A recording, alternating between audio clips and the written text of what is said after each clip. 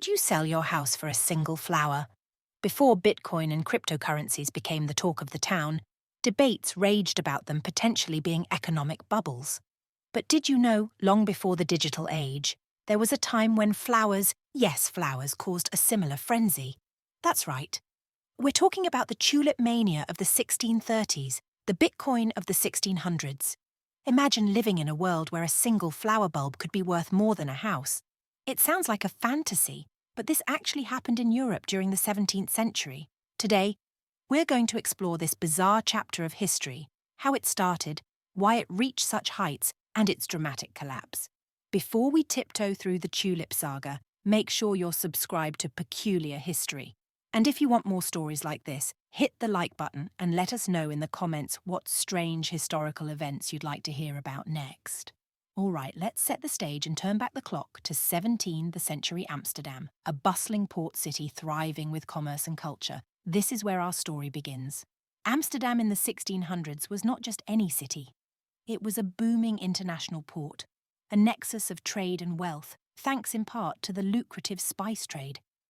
This prosperity attracted a class of wealthy merchants who, much like today's elite, loved to display their wealth. And what better way to do so than through the possession of exotic and rare items? In this environment, the humble tulip, a flower considered exotic at the time, caught the fancy of these affluent individuals. It wasn't long before tulips became a symbol of luxury and status among the Dutch elite. Little did they know, these flowers would soon become the centre of an economic whirlwind. Join us as we dive deeper into this extraordinary tale of how a simple flower shook the very foundations of an economy. In the 17th century, Amsterdam was a bustling hub of global commerce, its port teeming with activity from the lucrative spice trade. This era marked a golden age for the city, transforming it into one of the wealthiest and most influential urban centres in the world.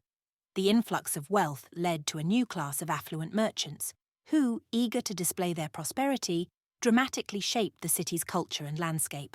These merchants, drawn to Amsterdam by its thriving economy, invested their fortunes into grandiose homes and lavish lifestyles.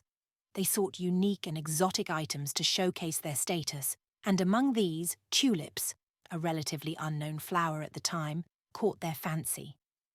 Originating from far-off lands, tulips were a symbol of luxury and a testament to the reach of Dutch traders who brought them back from their voyages. As tulips gained popularity, they became more than just a garden novelty. They evolved into a symbol of wealth and prestige, a luxury item that only the affluent could afford. The obsession with these exotic flowers grew rapidly, reaching a point where their value far exceeded their original aesthetic appeal. This marked the beginning of an era where tulips were not just admired for their beauty, but were coveted as a symbol of opulence and a means to flaunt one's wealth in the competitive social circles of Amsterdam's elite. The tulip, in its vibrant hues and rarity, thus came to represent the prosperity and extravagance of 17th century Amsterdam, setting the stage for one of the most intriguing and bizarre episodes in economic history, the Tulip Mania. As the 17th century progressed, the fascination with tulips among Amsterdam's wealthy burgeoned into an all-consuming passion. What began as a rare decorative curiosity quickly escalated into a status symbol for the elite. The more exotic and unique the tulip, the higher its value in the eyes of these affluent connoisseurs. This frenzy reached its zenith with the Semper Augustus, a tulip variety renowned for its striking patterns and rarity. The price of a single bulb of Semper Augustus skyrocketed, at one point commanding sums that were equivalent to the cost of a luxurious Amsterdam canal house. The extraordinary prices of these tulips were not just a reflection of their beauty or rarity. They represented a novel form of wealth display. Tulips became a kind of speculative currency, a way for the rich to assert their financial power and social standing. This led to the birth of a new market dynamic where tulip bulbs, particularly those of rare varieties like the Semper Augustus, were bought and sold not for their aesthetic value, but as financial instruments. This new market for tulip bulbs was unlike anything seen before.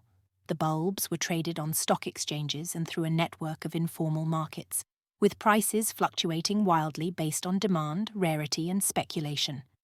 The tulip bulb effectively became the world's first speculative bubble, a commodity whose value was driven more by market perception and the whims of wealthy traders than by any intrinsic property of the tulip itself. As the tulip trade grew, it attracted not only the wealthy, but also speculators and merchants hoping to make a quick fortune. The tulip, once a simple flower, had transformed into a complex financial asset, a symbol of wealth and an instrument of economic speculation. This craze, fueled by the allure of quick wealth, laid the groundwork for one of the most infamous market bubbles in history, setting the stage for an eventual and inevitable collapse. As Tulip Mania escalated in Amsterdam, a pivotal development heightened the frenzy to unprecedented levels: the emergence of multicolored tulips. These tulips, displaying vivid streaks and flamboyant patterns, were the result of the tulip-breaking virus. This virus altered the pigmentation in the petals, inadvertently creating intricate and unique designs. Unbeknownst to the traders and enthusiasts of the time, what they cherished as rare beauty was actually a symptom of disease. The introduction of these multicolored tulips set off a new wave of tulip mania. The allure of owning something so unique and visually striking drove the prices of these broken tulips to astronomical heights. Collectors and speculators were particularly captivated by the rarity and unpredictability of these patterns. Every bulb held the potential for a one-of-a-kind bloom, making them even more sought after. This obsession turned tulips into the ultimate luxury item, far surpassing their initial status as mere symbols of wealth. The peak of tulip mania was marked by frenetic trading and exorbitant prices. Single bulbs of particularly rare varieties were exchanged for sums that could feed a family for years, buy a large house, or equip a ship for trade expeditions.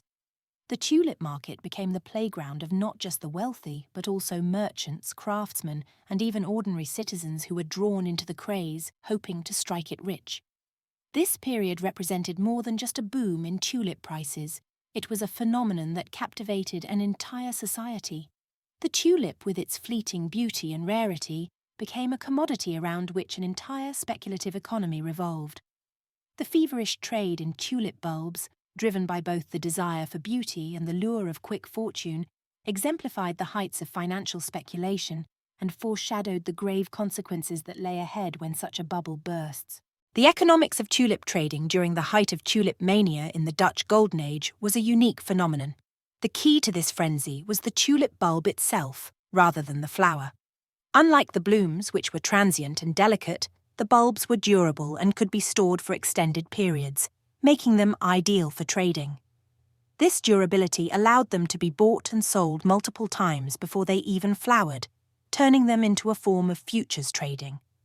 The bulbs became financial instruments, and their value was based on speculation about their future worth when in bloom. The high-stakes trading of tulip bulbs had a profound impact on Dutch society. It transcended the boundaries of traditional commerce, involving not only the wealthy and the merchant class, but also artisans, craftsmen, and small-scale farmers. The speculative market in tulip bulbs became a societal phenomenon, with people from various economic backgrounds investing their savings, property, or even borrowing money to participate in the tulip trade, hoping for substantial returns.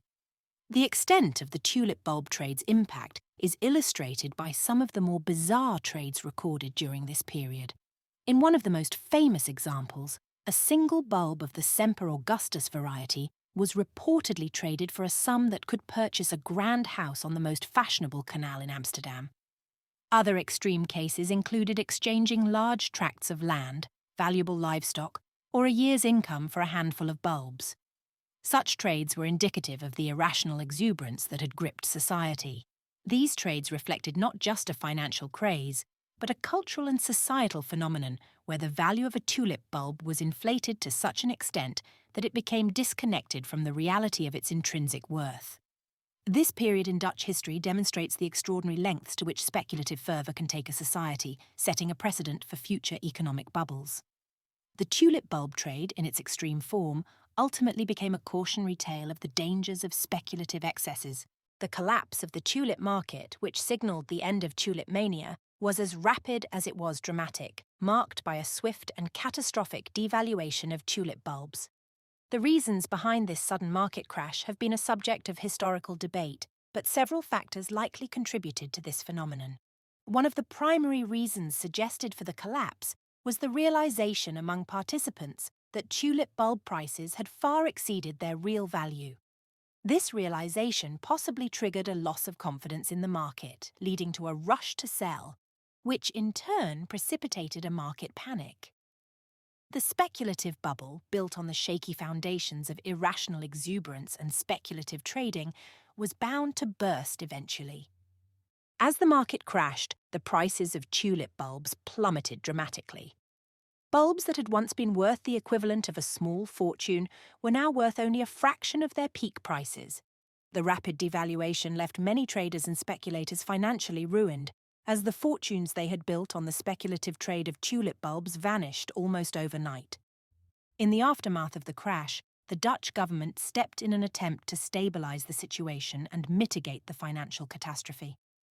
The government's intervention took the form of offering to honor contracts at a fraction of their original value, essentially a form of bailout. This move was aimed at providing some relief to those who were facing financial ruin due to the collapse of the tulip market. However, the government's intervention was only partially successful. While it may have prevented the situation from worsening, it could not reverse the losses already incurred by many investors. The collapse of the tulip market served as a harsh lesson on the dangers of speculative bubbles and had a lasting impact on Dutch society and its approach to economic speculation. The Tulip Mania and its eventual collapse became a cautionary tale that has been referenced in economic studies of speculative bubbles ever since.